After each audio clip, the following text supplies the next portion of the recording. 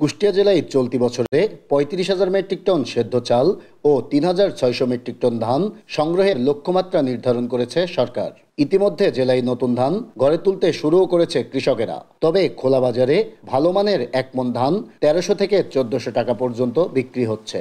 আর সরকার প্রতি মণ ধানের মূল্য নির্ধারণ করেছে ১২৮০ টাকা। তাই সরকারি গুদামে ধান দিতে আগ্রহ কম কৃষকদের। ধান প্রায় ১৮-১৯০০ টাকা বেচলে আমাদের আসল টাকা ঘুরে আসবে না। ১২৮০ টাকাতে আমরা সরকারের ধান দেবো না, এই কারণে আমাদের এমনি লস হচ্ছে। এর মধ্যে সরকার দিতে পারায় তাহলে আমরা সরকারকে ধান দেওয়ার প্রস্তুত নেব। চলতি মাসের ৭ তারিখে পরিপত্র জারি হলেও এখনো কুষ্টিয়ার অনেক মিলাররাই চাল দেওয়ার চুক্তিই করেননি খাদ্য বিভাগের সাথে।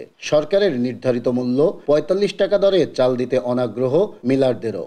এবার ধানের সঙ্গে চালের আমাদের ইয়েতে আসে হলো ৫০ টাকা কেজি, সেখানে সরকার ৪৫ টাকা কেজি করছে, যার জন্য এবারে মিলারদের চাল দিতে গেলে খুব অনেক কষ্ট হবে।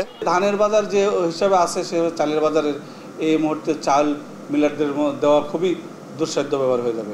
এদিকে খাদ্য বিভাগের কর্মকর্তারা বলছেন, ধান চাল সংগ্রহের লক্ষ্যমাত্রা অর্জনে সব ধরনের প্রস্তুতি সম্পূর্ণ করেছেন তারা। দ্রুত সময়ের মধ্যেই মিল মালিকরা চুক্তিবদ্ধ হবেন বলেও আশা তাদের।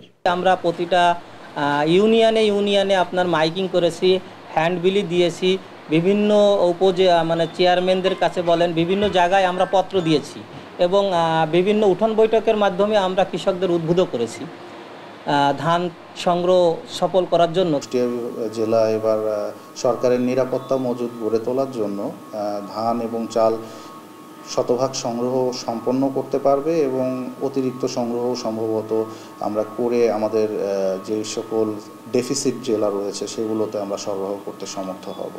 বিগত বছরগুলোতে কুষ্টিয়া জেলায় চাল সংগ্রহের লক্ষ্যমাত্রা অর্জন হলেও ধান সংগ্রহের কাঙ্ক্ষিত লক্ষ্যমাত্রা অর্জন করতে পারেনি খাদ্য বিভাগ। নাইদা সান্তিতাস, দেশ টিভি, কুষ্টিয়া।